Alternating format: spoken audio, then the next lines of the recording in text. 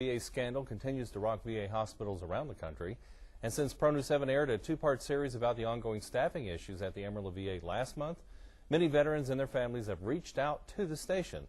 On tonight's Pronews 7 Investigates, moving forward at the Amarillo VA, we'll hear from these families and how the VA plans to improve care for veterans. David Grasso-Ortega joins us now with this report. David? Pronews 7 was the only media outlet present when the Amarillo American Legion held a town hall about the ongoing issues at the Amarillo VA on Saturday. The town hall provided an opportunity for veterans and their families to talk about issues, both past and present, with the management at the Amarillo VA hospital. And leadership at the VA assured everyone at the town hall that their voices would be heard.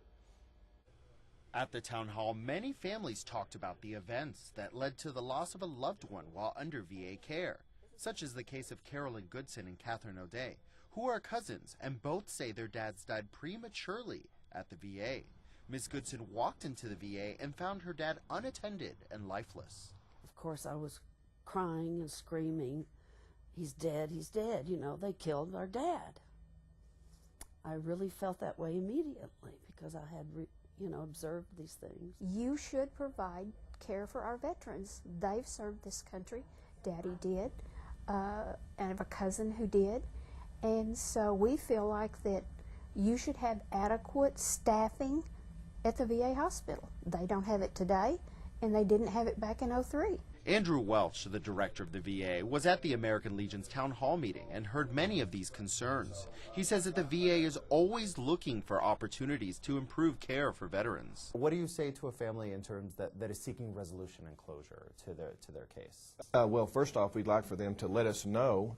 Second, we look into that, and if we need to do any kind of a review, we would do a specific review. We would hear them out, and if it was something with a process that we have, we would look at that process and see if we can improve that process to learn from anything that we could learn from. But the Hamilton family says that leadership at the VA knows about many issues and chooses to ignore them, such as mold in the older parts of the facility.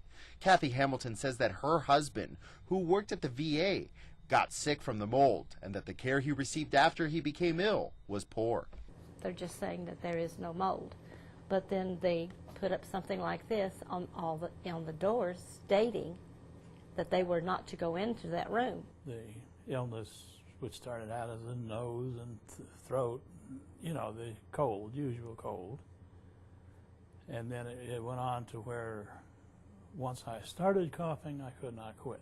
Started going to outside doctors here in Amarillo, to pulmonary doctors, allergists, neurologist, psychiatrist. Had we not done that, we would not have a diagnosis today. Had we not done that, my husband would be dead. Pronews 7 spoke to many people off camera about issues across several departments at the VA. Stephen Walker approached us to explain that his dentist left the VA and that they had no record of his last visit and could not reschedule him until next year. In fact, he had done the work, and so he didn't do follow-up notes stating that I had done the work, but I needed to come back for an appointment. Director Andrew Welch admits the national scandal hasn't made life easy at the Amarillo VA. VA is going to be better because of this, although it is very difficult, a challenge for every VA facility and for everybody who works for the VA. And sources from inside the VA told Pronews 7 that all staff has received a memo instructing them not to talk to the media. Tomorrow, in the second part of the series, Pronews 7 Investigates, moving forward at the VA, we'll review what happened to employees and families of deceased veterans when they demanded answers from management. David Grasso-Ortega for Pronews 7.